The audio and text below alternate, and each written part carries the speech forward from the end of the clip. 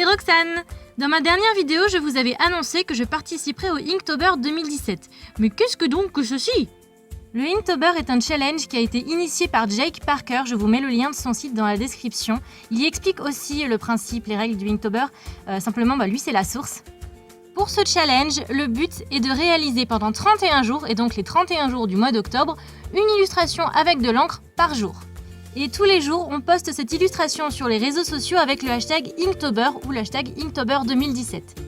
Donc ça, c'est le principe de base du Inktober. Mais il y a d'autres petites choses à expliquer parce que au début, au premier jour, on fait les malins, on se dit ouais, c'est bon et tout. Mais 31 jours, c'est quand même long.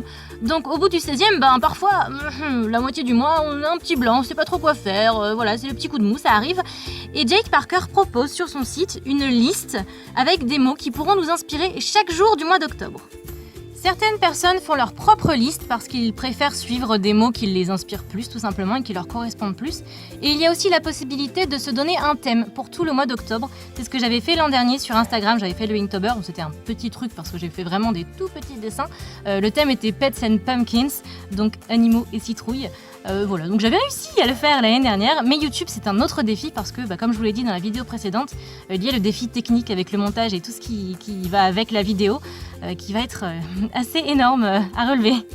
Pour ma part, cette année, je vais suivre la liste officielle, donc la liste de Jake Parker, parce que j'ai vraiment, comme c'est la première fois que je le fais sur YouTube, j'ai vraiment envie de le faire un peu traditionnel, quoi. Je veux dire un peu classique. Peut-être que les années suivantes, si je le fais, je me donnerai un thème ou je ferai quelque chose de différent, mais pour la première, j'ai envie de suivre la liste source. Comme je vous l'ai énoncé plus tôt, chaque dessin de ce mois doit être à base d'encre. Je vais donc vous présenter le matériel que je vais utiliser, qui implique de l'encre, pour faire chaque dessin pendant ce mois d'octobre.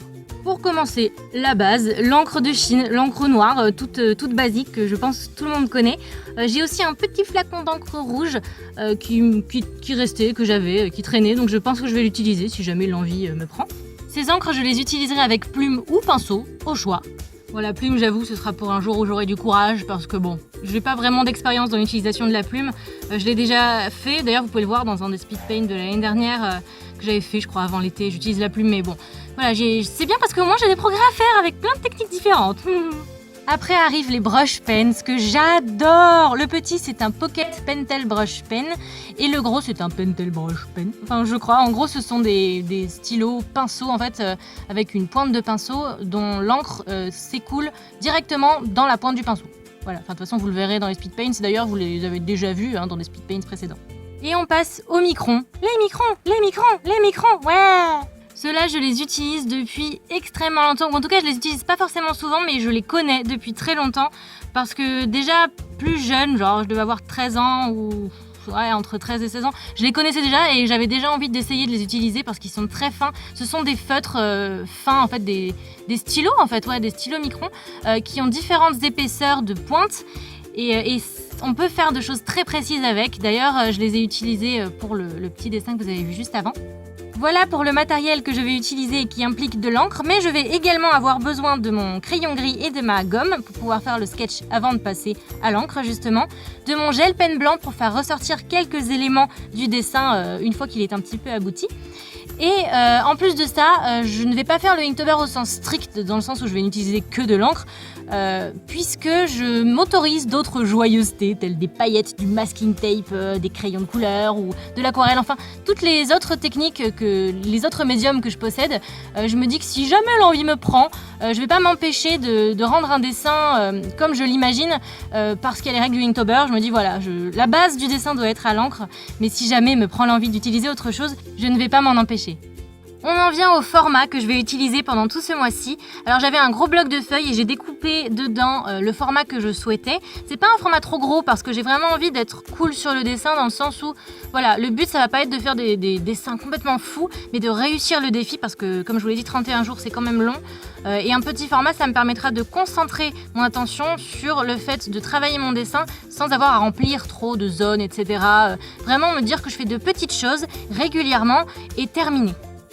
C'est tout pour les explications techniques de ce Inktober. Sachez que le Inktober, en fait, ce qui est le plus sympa là-dedans, c'est que pendant tout le mois, on a l'impression qu'on est dans le même bateau avec tous les artistes, dans le sens où c'est international, donc on en voit de partout en fait des illustrations du Inktober. Et ouais, on a l'impression qu'on dessine tous ensemble et c'est vraiment génial. On voit, pendant que nous on fait le Inktober, les autres qui font la même chose, on peut s'inspirer les uns les autres. Enfin, c'est vraiment quelque chose de collectif qui motive toute une génération, en tout cas à mes yeux, d'artistes à pouvoir se développer, à pouvoir développer des habitudes, donc dessiner tous les jours. Et j'espère que je vais progresser beaucoup pendant ce mois-ci parce que d'après les témoignages d'autres personnes qui l'ont déjà fait, bon moi je l'ai fait un petit peu l'année dernière, mais bon voilà c'était un petit truc, eh bien on progresse beaucoup pendant ce mois-là et voilà, en tout cas c'est hyper motivant et je vous invite vivement à me rejoindre dans ce défi-là, à m'envoyer, à me notifier parfois sur Twitter, etc. Si vous faites des illustrations pour le Inktober, je serais ravie de les voir. Et voilà, donc je vous encourage à participer également, sans vous mettre la pression. Le but, je vous l'ai dit, c'est pas de faire des trucs de fou, mais c'est de vous faire plaisir et d'envisager de progresser pendant ce mois-ci en s'amusant. Rendez-vous sur le hashtag Inktober ou Inktober 2017 pendant tout le mois d'octobre. Moi, je vous fais plein de bisous. N'hésitez pas à partager la vidéo si elle vous a plu, ainsi qu'à lui mettre un petit pouce bleu si c'est le cas. On se retrouve dimanche 1er octobre à 16h30 pour le premier jour du Inktober. J'ai super hâte. À très vite.